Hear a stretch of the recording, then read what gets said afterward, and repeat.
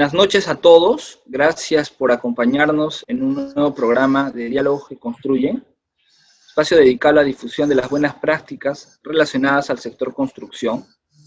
En esta oportunidad hablaremos sobre las juntas de resolución de disputas en los contratos de obra pública.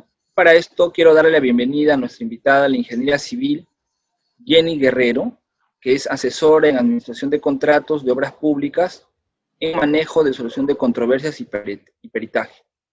Con más de 35 años de experiencia profesional en la actividad pública y privada, con amplia experiencia en la dirección y resolución de conflictos en obras públicas, Jenny es miembro ordinario del Centro de Peritaje del Consejo Departamental de Lima, del Colegio de Ingenieros del Perú.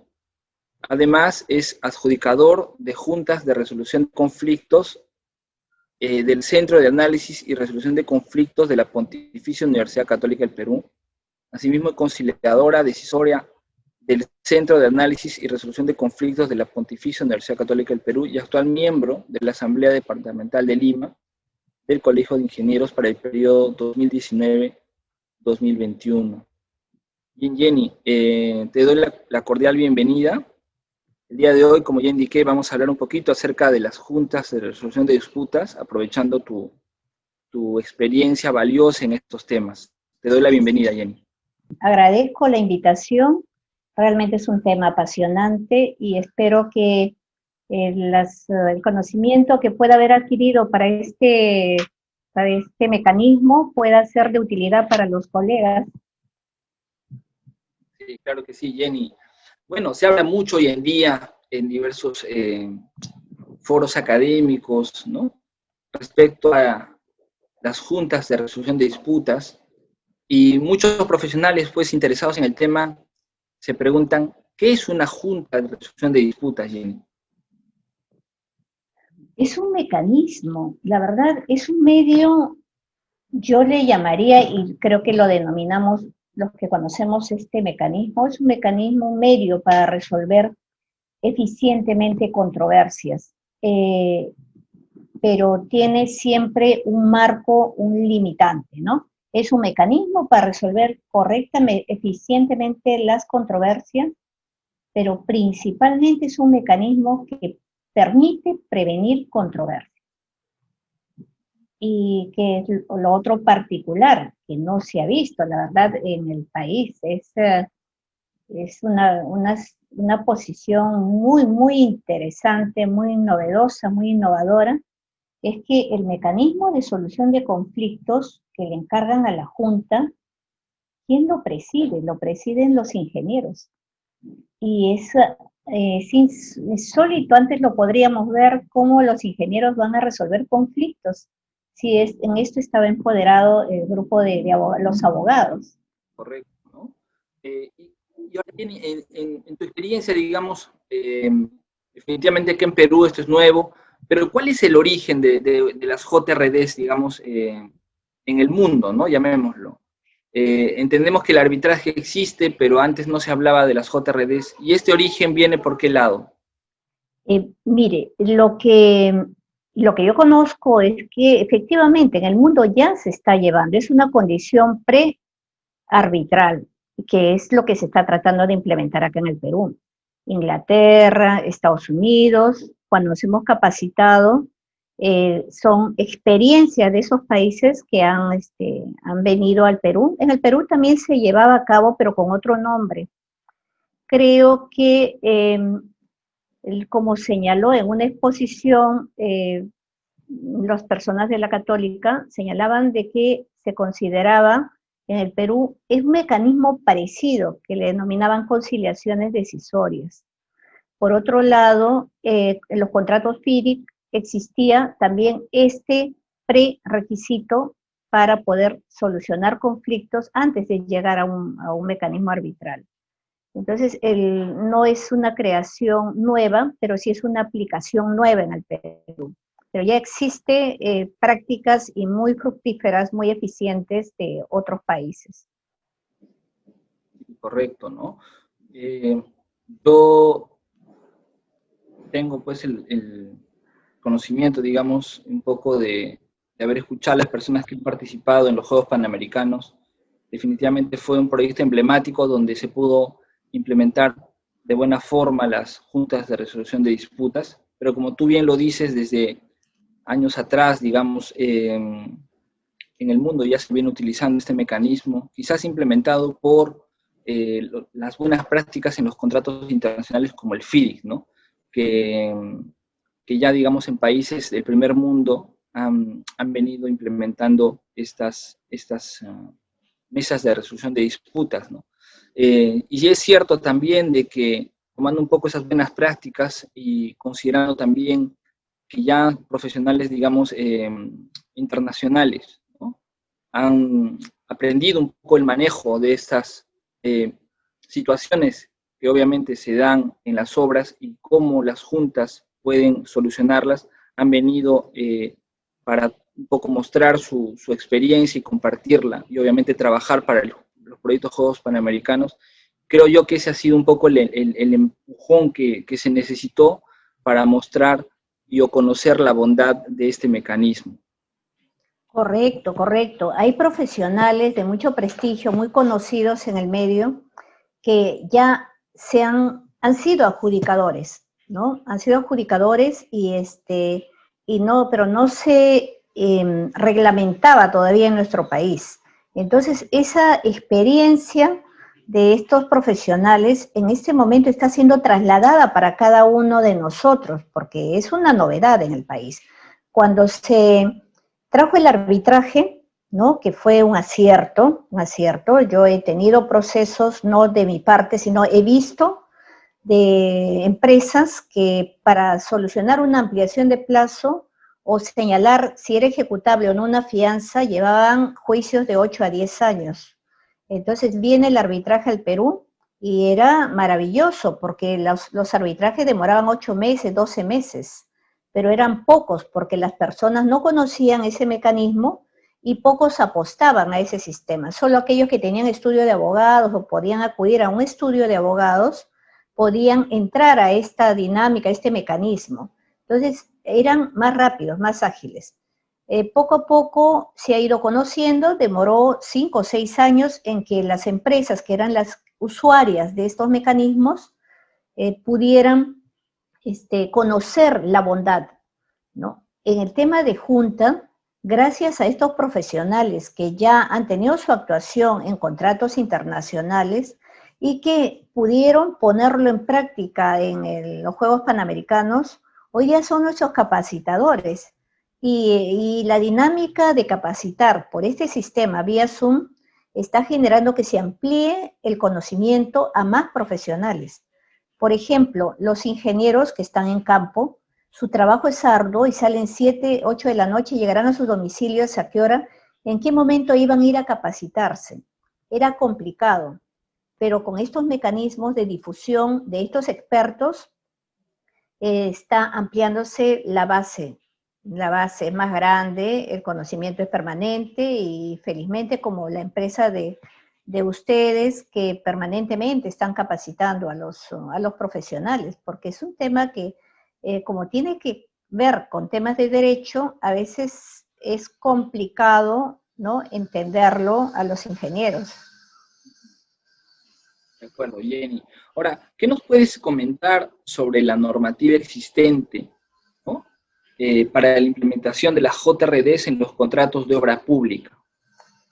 Perfecto. En ese momento estamos con el Decreto Supremo 344 y tenemos la Ley 3225 con sus modificaciones permanentemente. La verdad, nuestra ley en el país para ajustándose, el reglamento también, pero es el marco, porque con la 3225 se lanza el sistema de junta.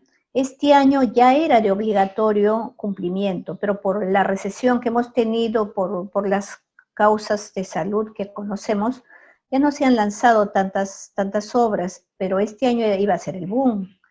Y la ley 3225 y los reglamentos que han ido modificándose, ahora estamos con el TUO, que recoge esa ley 3225 y sus modificatorias ya obligan a que la Junta de Resolución de Disputas tenga presencia en obra y sus decisiones sean condiciones prearbitrales si es que las partes desean llevar la solución de sus controversias fuera de lo que es la participación de la Junta. Pero es de obligatorio pase. Creo que le llama el doctor Franco, le llama este mecanismo las soluciones escalonadas, ¿no? Si no pasa por Junta, ese es lo que, así dice el reglamento, así como obligó a solucionar las controversias por el sistema arbitral, ahora es obligatorio pasar por Junta para solucionar el problema de las controversias y prevenirla más que todo, pero hay un monto mínimo. Contratos de 20 millones para adelante es obligatorio que incorporen este mecanismo en su solución de controversias. Menos de 20 millones, de 0 a 20 millones, antes era de 5 a 20, es opcional.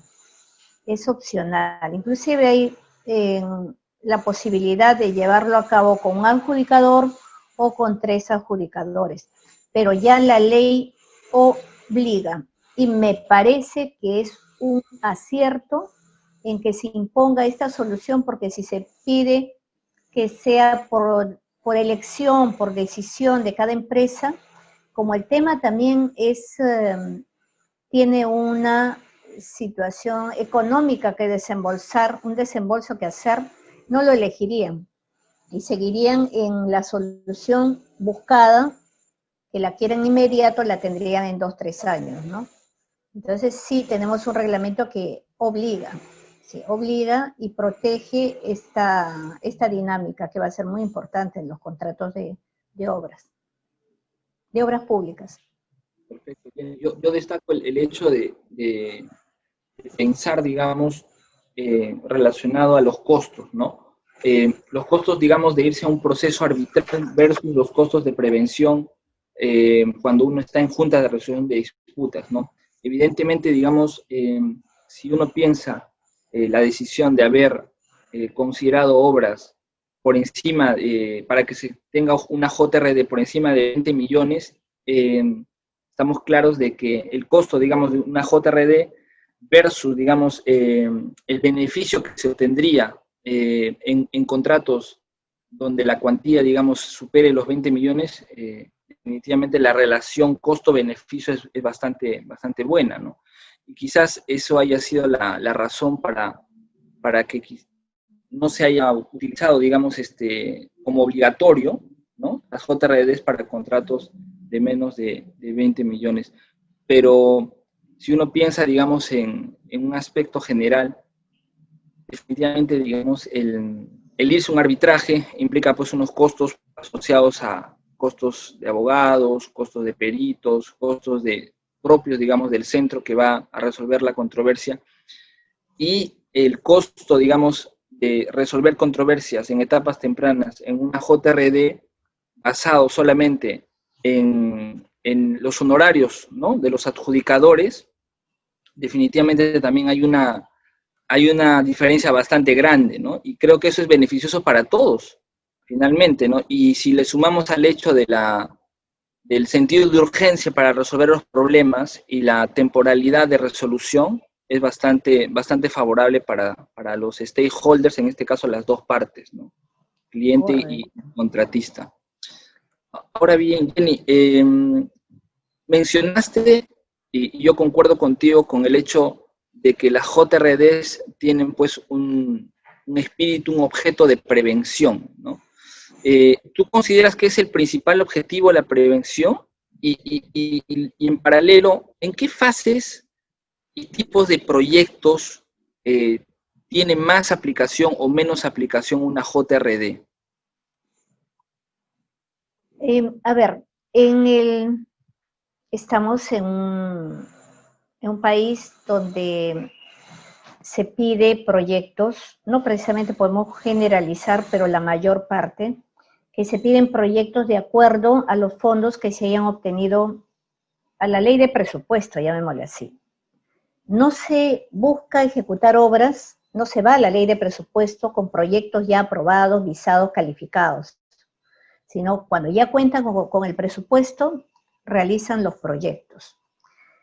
lo hacen muy rápido.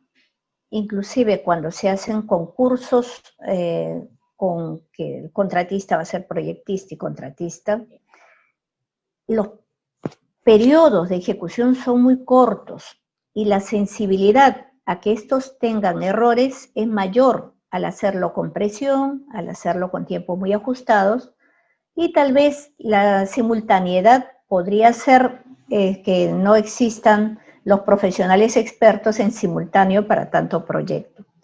Entonces, ¿qué ocurre cuando surge esa? Ese es el nacimiento de todo, ¿no? Ahí surgen los problemas que van a tratar de darle solución en la obra. Pero, ¿qué pasa?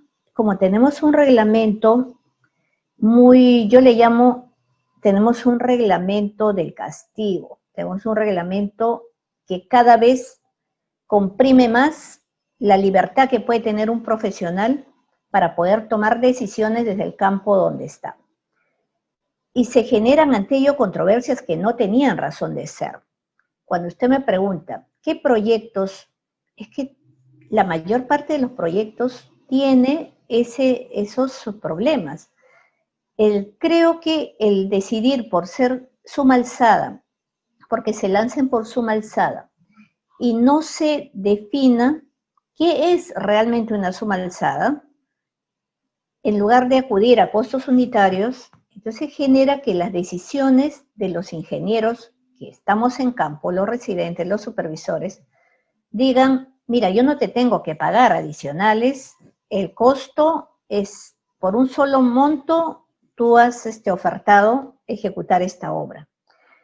Y esa posibilidad de no entender genera que alguien tenga que solucionarlo. Entonces, yo considero que no hay proyecto específico, pero sí hay temas específicos, ¿no?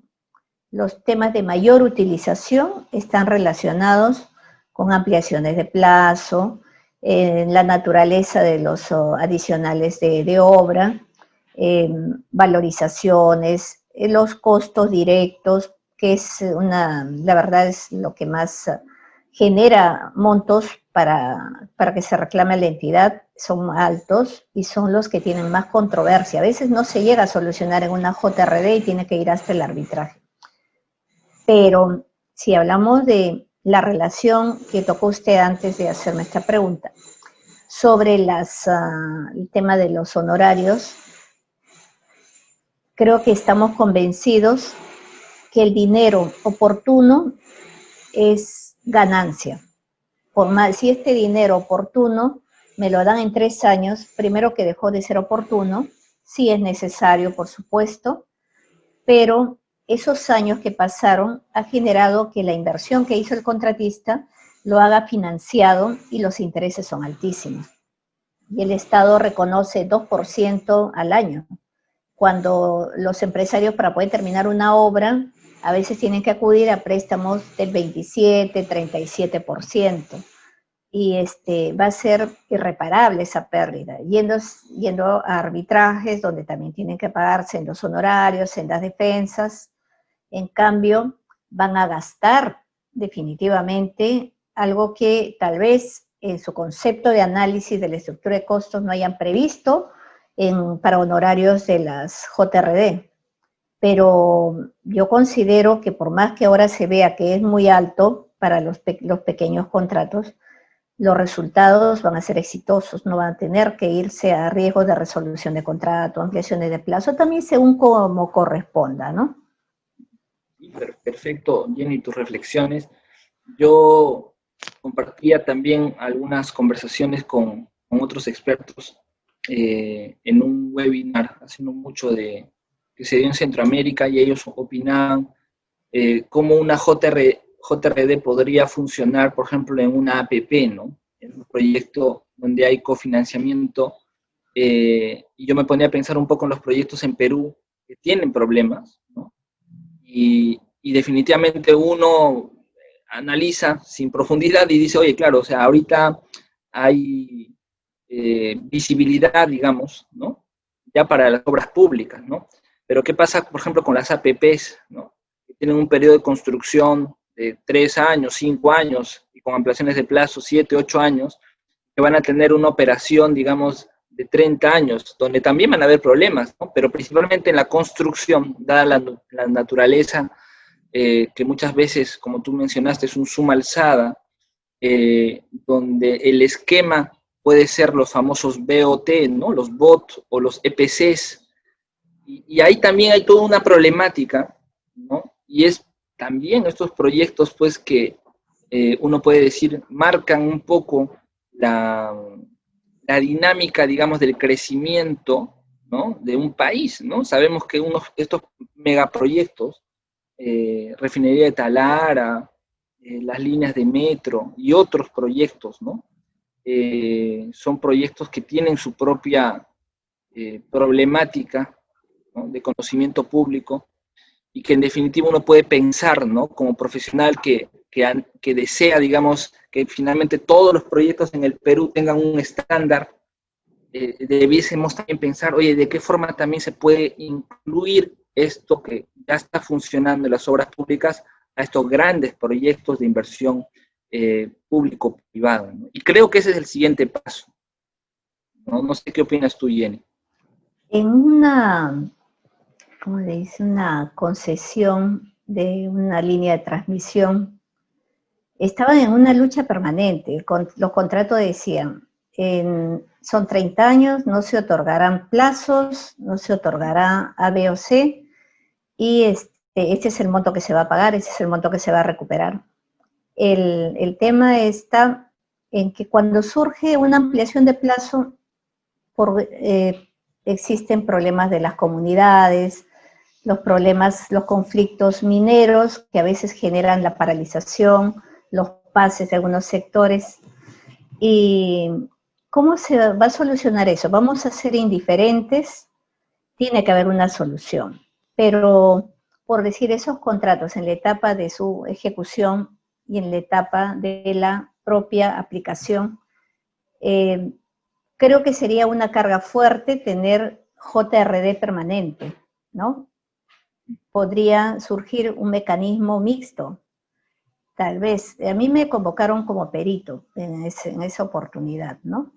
Pero yo considero que tiene que haber soluciones mixtas. Ahora, la verdad es que los megaproyectos son importantes, las CPS son importantes, pero si habláramos, si en un paréntesis a lo que es nuestro tema, yo creo que para levantar la economía en el país tenemos que pensar en una microeconomía inmediata, no un Talara, la verdad, mis respetos para quien quiso mover la economía por ahí, pero no se mueve economía con ello.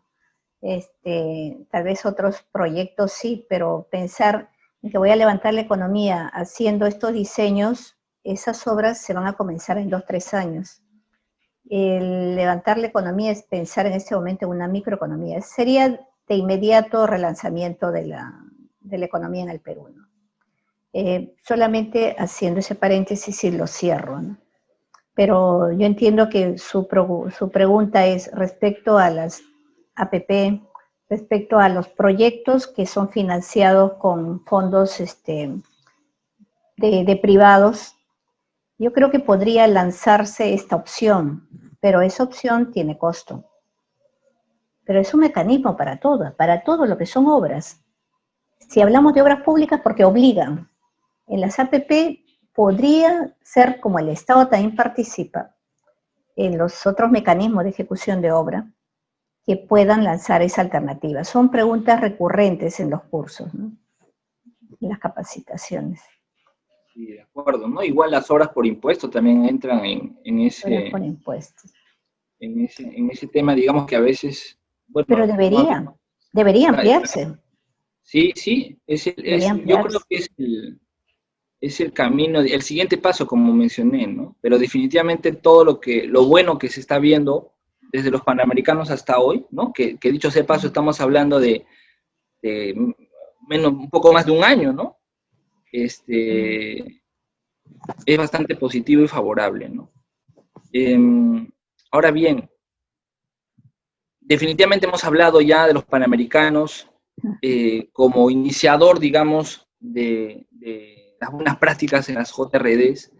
De esto se ha hablado mucho, pero después de los Panamericanos, Jenny, hasta el día de hoy, ya se han ido pues implementando las JRDs en diversos contratos de obra pública, ¿no? Y ¿cuál es tu experiencia y tu conocimiento un poco de repente de otros colegas respecto a cómo les ha ido o cómo te ha ido a ti como adjudicadora de diversos contratos de obra pública, ¿no? ¿Cómo has sentido un poco a las partes, a los stakeholders claves para con los adjudicadores? Creo que el común denominador de los que estamos como adjudicadores es de opinión positiva. Y una gran conclusión sería de que es la solución, cuestión de repente dinamizar un poco más, pero es el mecanismo que pueda generar que ya disminuya de forma ostensible las paralizaciones de las obras. Es un mecanismo. ¿Y qué es lo que se está viviendo en ese momento? Porque creo que señalaba en una exposición que solamente hay un caso de obra terminada conjunta, pero al margen de los Dispute Board o los DAP, con los que se ha trabajado en los Panamericanos, lo que es JRD son muy pocas porque se iban a implementar este año, y en este año ha habido limitación de licitaciones, y si se licitaron en los primeros meses, estos recién se han iniciado en octubre de este año. Entonces son cuestiones novedosas que sería muy interesante incrementar la experiencia de los nuevos adjudicadores, pero de los colegas que están participando, ha generado una dinámica y un cambio importante en el comportamiento de las partes. Definitivamente, cuando nos incorporamos a este mecanismo y nos acercamos a la obra, atajábamos un poco, ¿no? ¿Qué vienen a hacer estos adjudicadores acá? Primero, ¿y por qué se llaman adjudicadores? Pensaban por un momento que les íbamos a solucionar la vida de los errores de los proyectos técnicos. Querían preguntar y querían hacer, es la asesora de las partes, es la que va a solucionar los problemas técnicos, ¿o qué hace? Entonces, si no va a hacer eso, ¿qué hace acá? Entonces, al comienzo, claro, era totalmente novedoso, es como que antes se decía arbitraje, el único arbitraje que se conocía era el de fútbol. Entonces, cuando se hablaba de junta, ¿qué es eso? Junta, conocemos la junta de regantes, ¿no? Pero la junta de resolución de disputas, entonces, ¿qué ha sido, no? Nosotros hemos sido como dice, la punta del cañón, ¿no? De frente, bueno, podemos ponernos en diferentes escenarios. Hemos sido el grupo de avanzada. Y hemos ido generando escuela, ¿no? ¿Para qué funciona? Hay una institución muy respetable que ha sabido conjugar este tema, que ha salido al frente y ha expuesto y ha dicho, este mecanismo nos está ayudando a solucionar problemas. Pero lo que dice el reglamento, que si bien lo dice al final de las funciones de una JRD, lo más importante es que estando un experto o un grupo de expertos, que es la JRD, en la obra, porque no está en las oficinas sentado despachando, ahora de repente por internet lo estamos manejando, pero está en obra. ¿Con quiénes está? Con los ingenieros que construyen, con aquellos que sufren cuando el Estado no les paga, cuando el contratista no les da los materiales que necesitan, o cuando tienen los problemas y le dicen, mira, no te puedo dar ampliación de plazo porque si no, si pagamos gastos generales me sanciona las auditorías, un pensamiento errado, pero ese es, entonces te digo mejor no. Pero ¿qué pasa si la Junta está allí y ve que efectivamente la lluvia genera efectos y ha trastocado un avance? No le pueden decir, no le corresponde la ampliación de plazo. O lo contrario, yo estuve un día en que llovió a mares en la selva, Hubo rayos, estruendos, se abrió la puerta del hotel que estaba y entró la lluvia.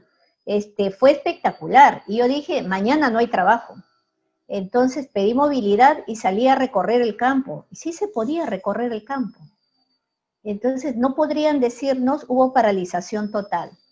Ya lo habíamos vivido, lo vivimos, y los señores ya no sienten parte de ellos, ya no sienten parte, ya no somos los que estorbamos. Ahora, tanto para la entidad como para la contratista, somos un grupo necesario para que le ayudemos a solucionar sus problemas y hacen permanentemente preguntas.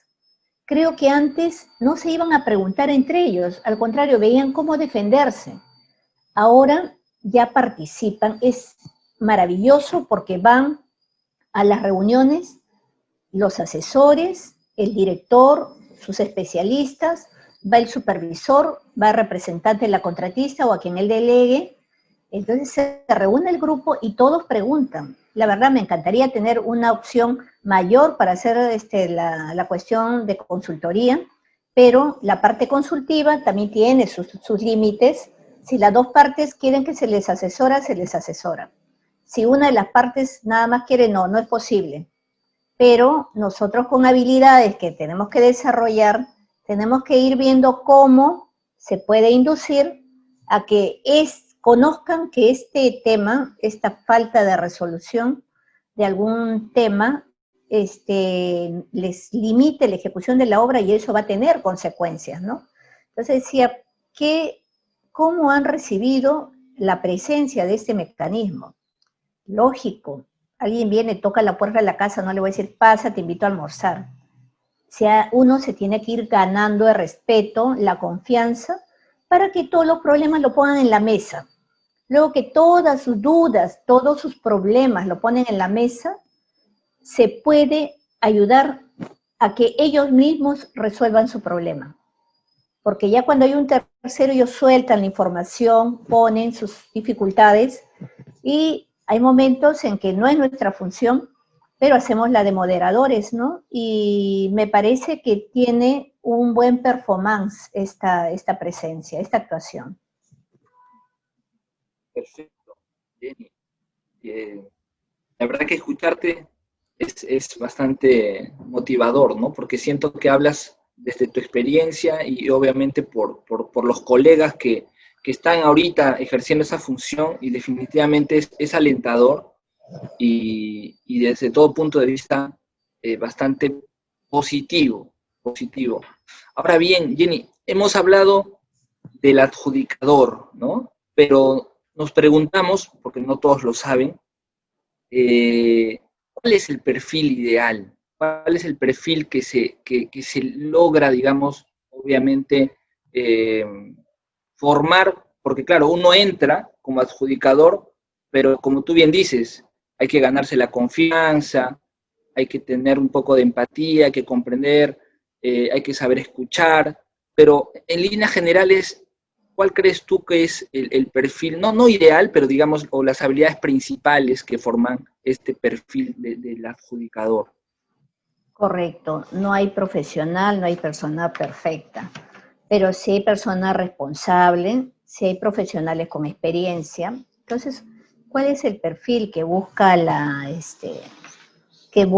pienso, el Estado ha impuesto, que me parece que es una de las cosas espectaculares que ha impuesto, y que busca, y ojalá que permanezca en capacitación del tema? Primero, busca un profesional con experiencia, ingeniero o arquitecto. Si hablamos de que existen dos grupos humanos que van a conformar la junta, el grupo de un profesional. El grupo de un profesional es ingeniero o arquitecto. No hay otra opción. Si hablamos de tres adjudicadores que conformen la junta, el presidente es ingeniero. Después voy a decir sobre la experiencia, el ingeniero. Y los otros dos pueden ser expertos, y dentro de los expertos están los abogados, los otros ingenieros, pero puede haber junta de tres ingenieros. ¿no? Lo que más promueven es que los ingenieros participen. Pero, ¿qué es lo que se pide? Primero, profesionales con experiencia en obras, en manejo de reglamento, ¿no? Porque puede ser que sea un excelente ingeniero residente, porque los hay de primer orden, que manejan su reglamento inclusive, pero lógico, no estamos formados para entender la norma, pero felizmente de que obra que ingresamos a trabajar y obra que nos piden que todo lo hagamos de acuerdo al reglamento, las anotaciones en el cuaderno, las solicitudes de ampliaciones, de adicionales, todo está normado. Y hasta para que denieguen también está normado, para que multen, para que les quiten el contrato, todo está normado. Entonces, el ingeniero residente de obra pública ya tiene conocimientos de reglamento, pero se pide dominio de ese uso de reglamento.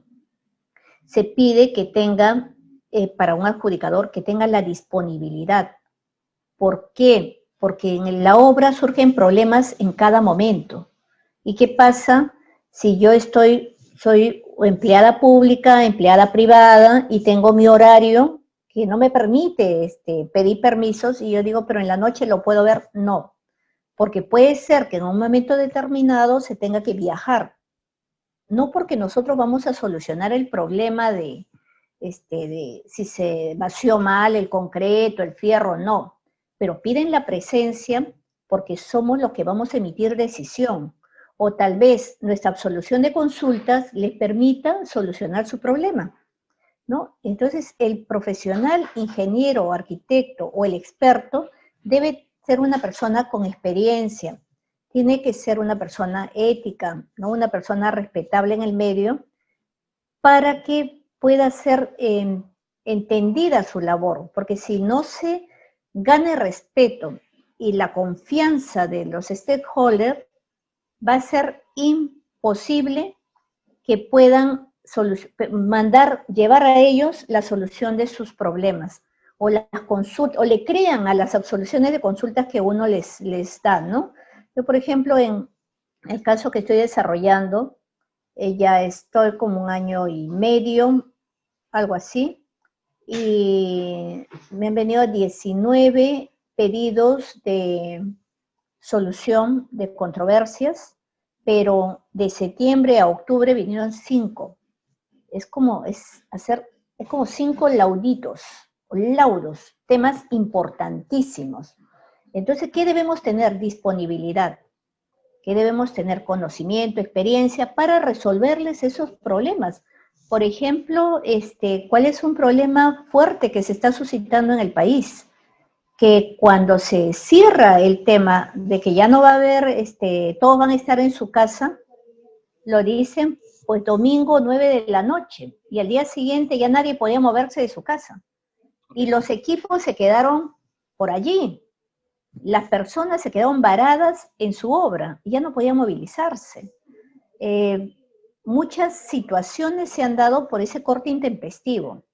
Yo pienso que si hubieran dicho, este es un problema, señores, cuídense, en cierto número de días vamos a parar y por favor pongan a buen recaudo sus cosas, otro hubiese sido la situación. Pero se señaló que se les iba a pagar todo lo perdido porque primero es la salud y la vida de las personas. Pero si coincidimos esto con todos los colegas que estamos manejando este tema y con otros más, de que no se están aprobando esos costos directos, esas ampliaciones de plazo, y eso viene en abundancia. Son reclamos permanentes a la Junta. Por eso han crecido el número de decisiones que hay que atender. Han crecido las consultas, ¿no? Pero una consulta, ayer escuchaba en la mesa redonda, el doctor, que es una eminencia, el doctor Carlos López, él decía, a mí me venía una sola consulta. ¿Por qué? Porque a veces las personas tienen temor, el adjudicador contesta y yo me voy a ver obligado a atenderlo, y si me resulta en contra, mejor me voy a la decisión. La decisión ya es de cumplimiento, salga bien o salga mal, es de cumplimiento. La entidad ya le facilitamos la vida a la entidad porque tomamos decisiones, ¿no? Entonces, el adjudicador tiene que estar preparado para para eso. Pero ¿qué es lo que creo que permite que esto se redondee? Son las denominadas habilidades blandas. Es el ser tolerante, el saber preguntar, el tener el dominio propio cuando las cosas se encienden en obra, porque a veces existe una situación de beliferancia, una situación de antagonismo, de ideas entre quien es el contratista, quien es el supervisor. Eso es lo que siempre se ha visto. Entonces, cada uno quiere imponerse y uno tiene que ver cómo maneja el tema para que las aguas se calmen y los problemas puedan tener solución sin llegar a la junta inclusive. Entonces, son partes. Lo otro que piden y está normado, que tiene que cumplirse línea de ética. Y dentro de las líneas de ética no se puede hacer asesoría parcial a las partes, que la verdad, a veces estando en el grupo, en la dinámica, el supervisor se queda callado porque dice, si yo hablo, le estoy perjudicando a la entidad. Y si yo hablo, la entidad después se va a venir contra mí. Entonces uno quisiera en algún momento decir, a ver señor, separemos un momentito, voy a hablar con esta parte. No está permitido. Entonces, en mesa, todo se habla en mesa y se dice, señores, ¿por qué no me hacen la consulta? Yo promuevo, ¿no? Hazme la consulta y si ustedes consideran, como no es vinculante, si ustedes consideran la utilizan, y si no, no.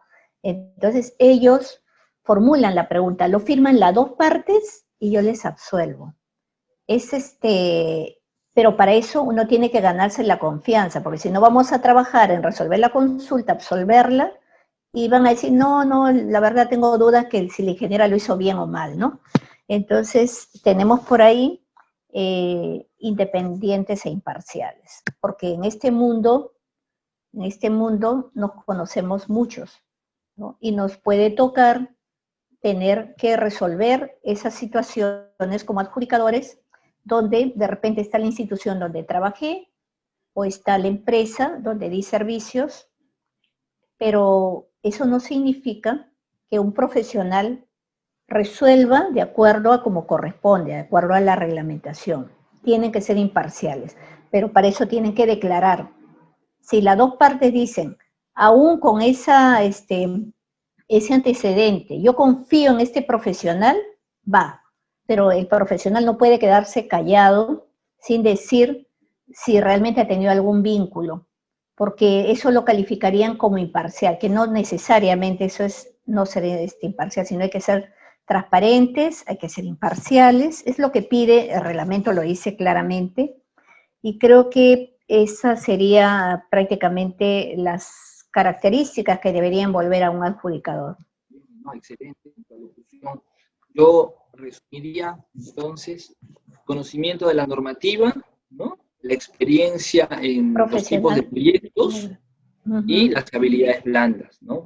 Que son, por así decirlo, la base, ¿no? Porque si tú no tienes, por ejemplo, lo que tú mencionabas, una palabrita que no siempre se usa, ¿eh? Tú lo has usado y lo he escuchado después de mucho tiempo, es la tolerancia, ¿no? Porque hablamos mucho de la empatía, la comunicación, negociación, pero el tema relacionado con la tolerancia, ¿no? Hay profesionales que de repente no toleran, por ejemplo, la frustración o el hecho de quizás estar en un ambiente donde las partes pues estén alteradas y pierda un poco esa compostura, y todo lo contrario, ¿no? Una persona tiene que ser pues definitivamente mesurada, tiene que tratar de promover el diálogo, tiene que tener esa escucha activa, ¿no? Tratando de tener la capacidad de generar empatía y finalmente yo creo también tener el sentido de urgencia, ¿no? Porque muchas veces en las obras, digamos, en la dinámica, ya uno se aletarga, ¿no? Se contagia un poco con de repente la posición de una u otra parte y uno dice, oye, pero mira, esto lo podríamos ver después, no hay apuro por acá.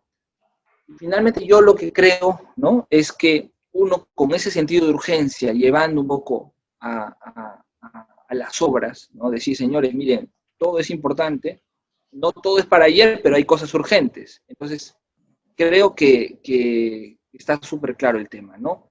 Pero Lo son, otro, perdón, son condiciones, características, cualidades que tiene que entender la persona que asume esa denominación, esa función de adjudicador, que va a tener que cumplirlas, ¿no?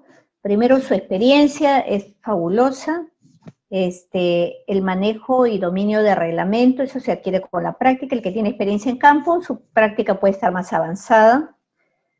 Es las habilidades fundamental y tener disponibilidad. Creo que se llamaría saber aplicar la responsabilidad y la ética en el trabajo que se va a desarrollar, ¿no? Que es lo que se busca en cualquier ejercicio profesional, pero en este caso, donde se va a tener bajo su responsabilidad a la hora que dictamine algo, está poniendo en juego presupuestos de alta cuantía, la vida de las personas, que no como vida personal, sino la vida de el funcionamiento, digamos, y el objetivo que buscan las partes, porque uno busca tener esta infraestructura y el otro busca tener trabajo, dar trabajo a su gente y tener renta de ello.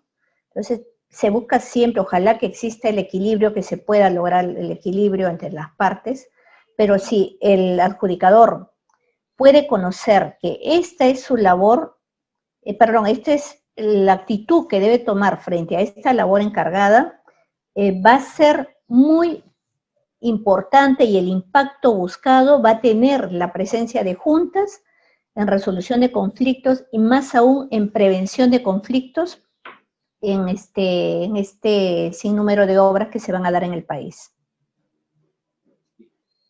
mencionaste también la disponibilidad y lo relaciono con la ética, ¿no?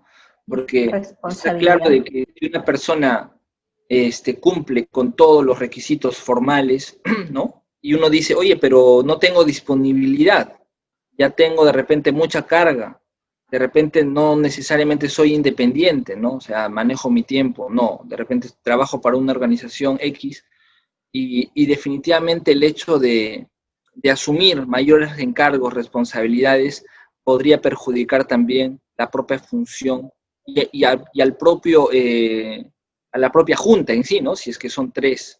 Entonces creo que eso se relaciona con el hecho de ser éticos, digamos, de actuar definitivamente basado en el criterio, el buen juicio, el sentido común, pero siempre con la ética por delante, ¿no? Correcto.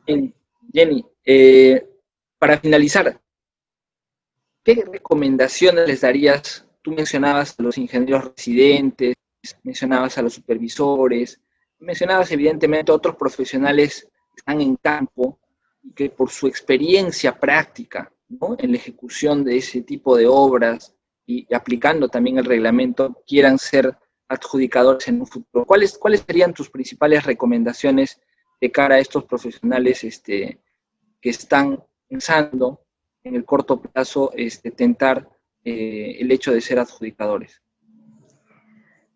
De repente voy a comenzar por lo que no muchos esperan, ¿no? Yo diría, aquellos que postulan, no postulan en que rinden el examen, sino que postulan a futuro ser adjudicadores, porque es esto lo que tiene que hacerse en la vida, trascender.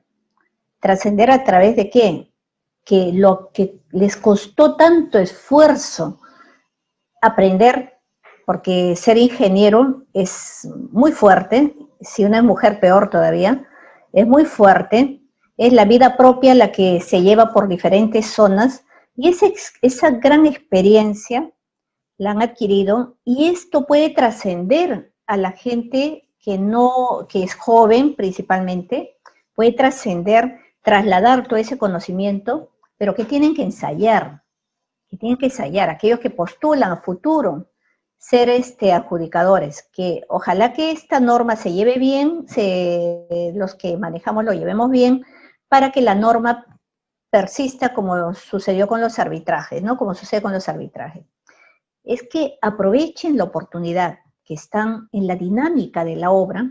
Hablamos a los ingenieros que están en la obra, a los ingenieros supervisores, coordinadores, los que manejan obra, es que comiencen a manejar sus habilidades, ¿no? Ya tienen la experiencia, ya existe el reglamento, muchos ya manejan su reglamento, pero que vayan controlando su entusiasmo, en el sentido no que lo bajen, sino que controlen que no todo lo que yo quiero debe resultar, y que tenemos marcos, que tenemos derechos, tenemos obligaciones, y que tenemos marcos, y que el Estado está apostando por una solución, pero nos está poniendo marcos, nos guste o no, tenemos que usar esos marcos, y para eso tiene que haber el uso de las habilidades que las podemos alcanzar. Si no las dominamos ahora, sí podemos aprovechar que estamos en campo, ir ensayando nuestro nivel de tolerancia, nuestro nivel de empatía, nuestro nivel de conversar,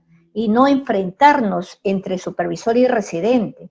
Los dos son los grandes genios, el residente es el representante del contratista, el supervisor de la entidad, son ojos y oídos, pero a veces se enfrentan. ¿Y qué es la búsqueda? La búsqueda es el objetivo.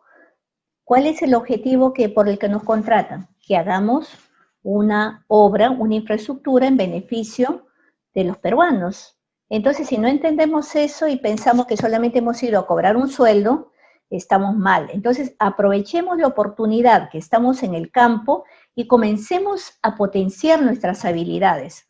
Conozcámonos a nosotros mismos para cuando nos toque estar en obra, con otro escenario, con otras personas, podamos entenderlos y podamos ayudarles a que la armonía, que no siempre se va a lograr, pero que con esa habilidad se pueda obtener información y se pueda ayudar a dar solución, prevenir conflictos y o resolverlos según corresponda.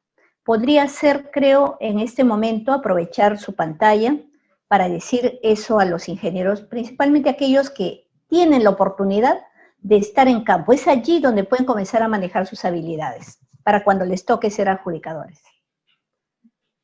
Bien, excelente. Yo destaco 3 palabras que has mencionado. La trascendencia, que es clave, ¿no? El autoconocimiento, ¿sí? Que es también importantísimo y lo has explicado muy bien.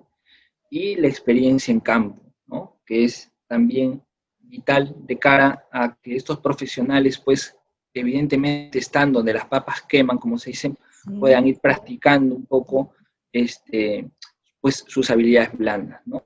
Bien, Jenny, te agradezco mucho, ha sido muy, muy interesante, muy beneficioso para todos haberte escuchado, y definitivamente tenemos mucho por hacer. Yo te agradezco mucho la entrevista, y bueno, tus palabras finales.